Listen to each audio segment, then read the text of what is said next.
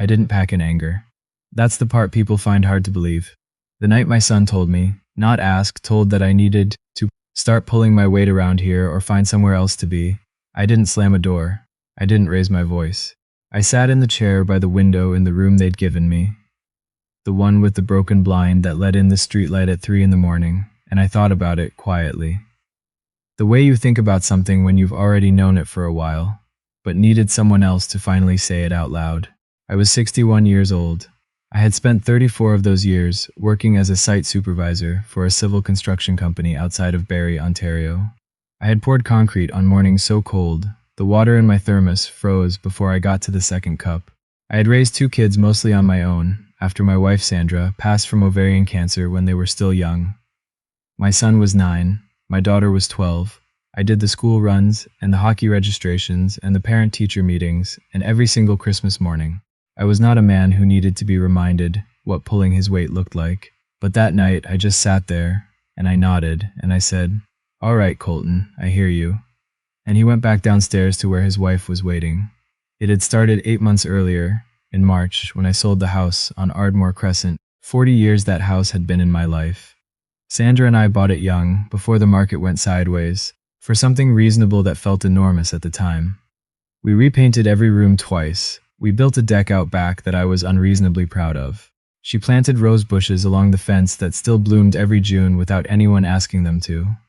When she died, I kept the house because the kids needed somewhere familiar, and then they grew up and moved away and I was there alone, maintaining a 4-bedroom detached house in a town that had become expensive in ways neither Sandra nor I had expected.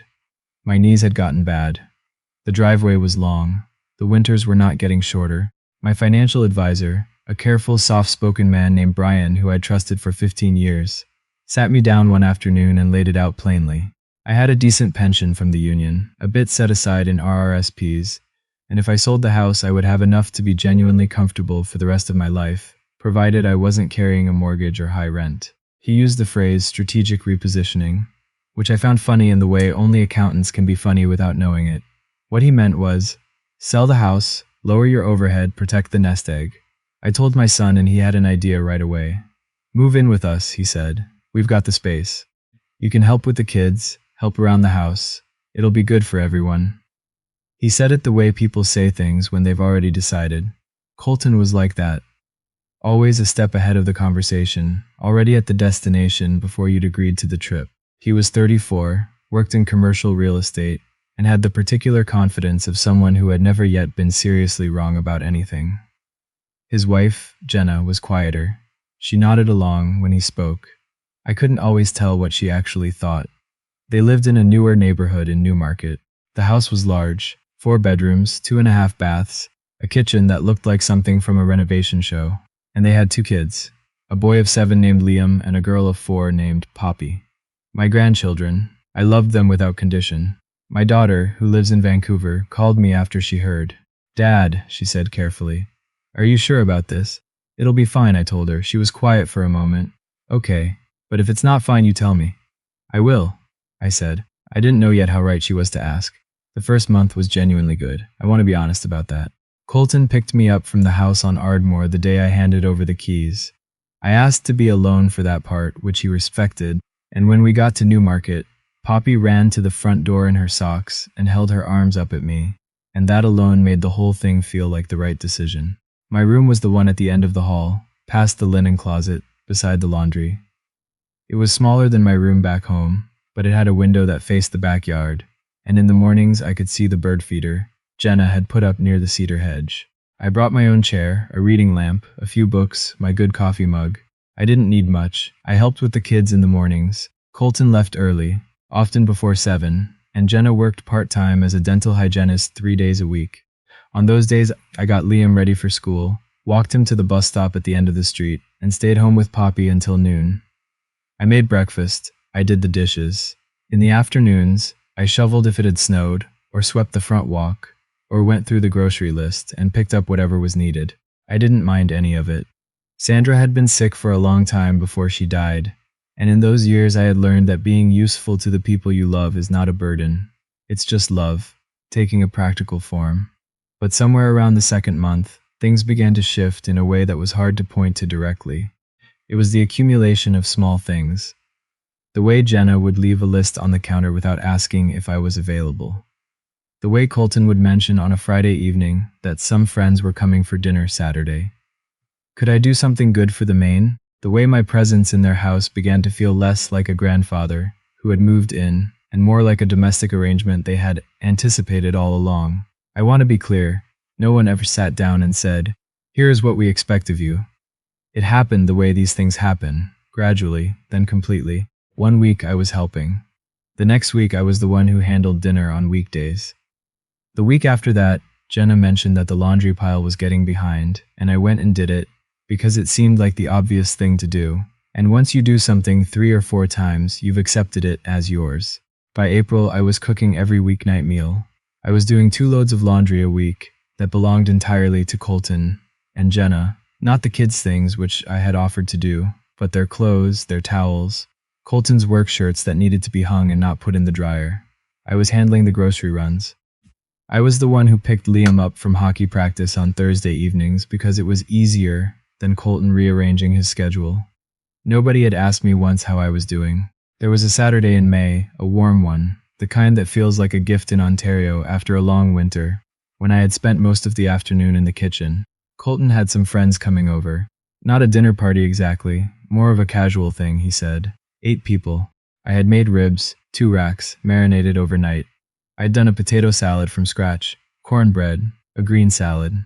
The kitchen smelled the way kitchens are supposed to smell on a Saturday. Colton came in around 4, grabbed a beer from the fridge, looked at everything I'd laid out. "This looks incredible, Dad," he said. "Seriously, it's coming along," I said. He took his beer and went back to the living room where his friends had started arriving. I stood at the stove and listened to the laughter from the other room for the next 2 hours.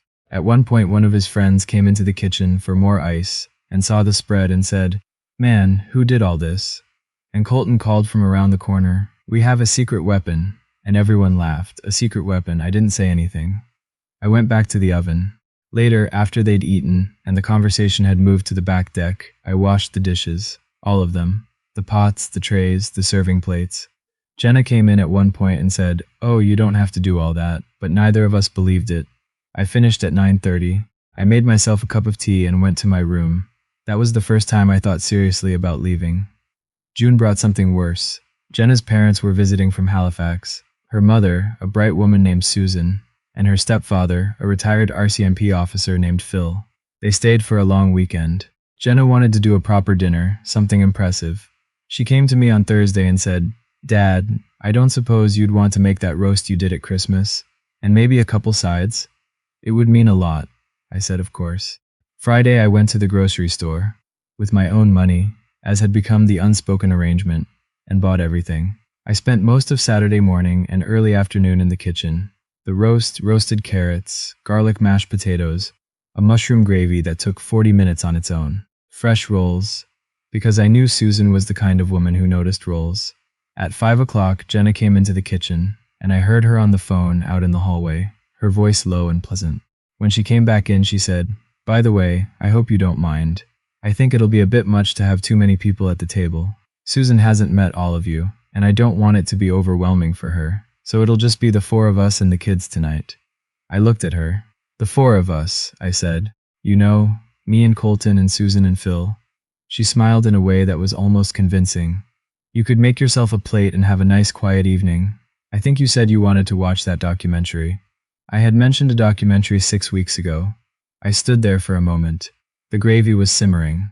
The roast had 20 minutes left. The rolls were cooling on the rack. "All right," I said. I made myself a plate. I took it to my room. I ate it sitting at the small desk by the window, watching a squirrel move back and forth along the top of the cedar hedge. Susan laughed loudly at something in the dining room, and everyone joined in. I thought about Sandra. I thought about what she would have said. She was never the kind of woman to let something like that go quietly. She would have stood in that kitchen doorway with one hand on the frame and looked at Jenna with the kind of patience that was somehow also a warning. But Sandra had been gone for 17 years, and I had gotten used to managing things alone in a quieter way. That night, I called my daughter. "How's it going?" she asked. "Fine," I said. "Good." There was a pause. "Dad, I'll figure it out," I said. July brought the thing that decided it. Colton did laundry sometimes on Sunday mornings. Or rather, he started it on Sunday mornings. Started it being the operative term, because the getting it from the washer to the dryer and then folded and put away part apparently did not fall within his understanding of the task. One Sunday I came down the hall to find a laundry basket sitting outside my door. His shirts, his jeans, socks, gym clothes. No note, no request. Just sitting there, placed with the presumption of a man who had forgotten that asking is different from arranging. I picked up the basket. I carried it down the hall. I knocked on the door of the master bedroom.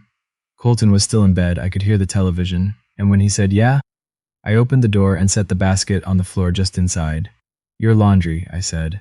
He looked at it. He looked at me. He had the expression of someone who had just been handed something unexpected. "Oh, I was going to ask you, I know," I said. I figured. And I went back down the hall. That afternoon, while the kids were napping and Jenna was at her sister's, Colton found me reading in the living room. He stood in the doorway for a moment, and then he said it. Not loudly, not cruelly, but with the flat tone of someone who believes what they're saying. "Look, Dad, I need you to understand. You're here because we offered to help you out, and that comes with some expectations. You need to start pulling your weight around here, or honestly, you might need to find somewhere else to be." I looked at him over my reading glasses. "Okay, Colton," I said. "I hear you." He nodded, satisfied, and went upstairs. I sat there for a long time after he left. The house was quiet. The afternoon light came through the front window in a long, flat stripe across the floor. I thought about the house on Ardmore, the rose bushes that would be blooming without me this June. I thought about what my financial advisor Brian had told me, that I was comfortable, that I had options, that I did not need to be in a situation that required anything from anyone. I had forgotten that, or maybe I had chosen not to remember it. I picked up my phone and called Brian. I didn't tell Colton I was going. That might surprise people. But I had learned something. Over 61 years, some conversations are not worth having before you've done the thing you need to do. After the thing, people listen differently. It took me 3 weeks to arrange everything quietly. Brian helped me identify a 2-bedroom condo unit in Barrie, a newer building near Kempenfelt Bay, the kind of place with a gym and underground parking, and a property manager who handled snow removal. The monthly fees were comfortable given what I had from the sale of the house. It was mine, and only mine. I signed the papers on a Tuesday afternoon without telling anyone. I booked the movers for a Thursday when Colton had a full day of client meetings, and Jenna had 2 afternoon appointments at the clinic. Liam would be at school. Poppy would be at her little program at the church hall. I had my window. The night before, I cooked dinner as usual. Shepherd's pie, because Liam loved it, and I wanted my last dinner in that house to be something I'd made for someone I genuinely wanted to feed. I watched Poppy eat with the focused intensity that 4-year-olds bring to everything. She had Sandra's way of concentrating on her food, the small, serious frown. I didn't know when I would see her next, and I let myself feel that for a moment before I cleared the table. That night I packed quietly. It didn't take long. I had always lived lightly, and in 8 months I had not been given much reason to unpack fully. My clothes, my books, my chair, my lamp, the coffee mug. The photograph I kept on the desk of Sandra and me at Wasaga Beach the summer before she got sick. She was laughing at something I'd said, her eyes half closed against the sun. I wrapped it carefully in a fleece and put it on top. In the morning I was up at 6. I made myself coffee. I sat in the kitchen in the early quiet and looked at the backyard, through the window, the bird feeder, the cedar hedge, the patch of garden where someone had started planting tomatoes, and then, as far as I could tell, given up on them. The movers arrived at 8. They were efficient and quiet and done before 11. I left a note on the kitchen counter, not angry, just clear. It said, "I've found my own place. The kids' emergency contacts haven't changed. You can still reach me anytime for Liam and Poppy. I'm well. Take care of yourselves." I put my key beside it, and then I walked out to my truck, and I drove north on the 400. And I had the windows down even though it was only July, and the air was already warm, and I played the radio louder than I usually would. And I felt something I hadn't felt in 8 months. Room. Just room, in my chest, to breathe. I had been in the condo for 6 days when my phone started. The first call was from Colton. I let it go to voicemail. The message was brief and confused. "Dad, what is this? Call me back, we need to talk." The second call was 40 minutes later. Then Jenna called, once. Then Colton again. Then my daughter, who had heard from Colton and called me immediately, and hers I answered. "Dad," she said. and I could hear her trying not to laugh and not to cry at the same time. Are you okay? I'm very okay, I said. I'm looking at the bay right now. Good, she said. Good for you. By the end of the first week, Colton had called 11 times. By the end of the second week, the count had reached 31. Jenna sent 3 texts, formal and carefully worded, which told me she had understood more than Colton had. His sister, my daughter, called him and told him what she thought, and from what she later told me, it was not a short conversation. He came to see me on a Sunday, 3 weeks after I left. He sat on the couch in my new living room and looked out at the water for a while without saying anything. The condo was small and clean and full of morning light. There was nothing in it that I didn't want there. I didn't realize, he finally said. I know, I said. I thought you were happy to help. I was, I said, for a while. There's a difference between choosing to help and being expected to serve. I stopped being able to choose a long time before I left. He was quiet. The laundry basket, he said. That wasn't the whole thing, I said. But yes. He nodded slowly. He was not a bad person, my son. He had learned something, somewhere along the way, about efficiency and delegation and making arrangements. Useful qualities in commercial real estate, less useful in a family. He had treated me like a resource instead of a father, and I think sitting in my living room, looking at a place I had built for myself without asking his permission, was the first time he understood clearly that I had always had a choice. We talked for about 2 hours. By the end of it, something had shifted. Not fixed, not fully, but shifted. He asked if he could bring the kids the following weekend. I said I would make Liam's shepherd's pie. Before he left, he stood at the door for a moment. I'm sorry, Dad, he said. I know you are, I said. I meant it. I also meant that sorry was a beginning, not an ending, and we both understood that. It's been 4 months now. I take my coffee to the balcony every morning and watch the light move across the bay. In the afternoons, I walk along the waterfront, sometimes for an hour, sometimes longer. I joined a woodworking group at the community center, Tuesday and Thursday evenings, and I've been slowly building a cabinet that nobody has asked for and that I have every intention of finishing anyway. My daughter visits when she can. We talk on the phone twice a week. Colton and Jenna bring the kids once a month, and we make an afternoon of it. Lunch, a walk, something simple. Liam has started telling me things, the way kids do when they feel comfortable, little observations about school and hockey and the general injustice of bedtimes. Poppy sits on my lap and works through whatever is in the fruit bowl with the focused determination of a small person with opinions. I am not angry. I want to be clear about that. Anger would mean I was still waiting for something from them, and I am not waiting for anything from anyone anymore. What I learned, and I think it took moving back into my own space to fully understand it, is that somewhere along the way I had confused being needed with being valued. Those are not the same thing. Being needed can mean you are the most available solution to someone else's problem. Being valued means someone has considered you, specifically, your comfort, your dignity, your time, and decided it matters. Sandra valued me. That was never in question. What I found out, living in that house in Newmarket, was that I had let the memory of being valued by her make me accept being merely needed by people who should have known better.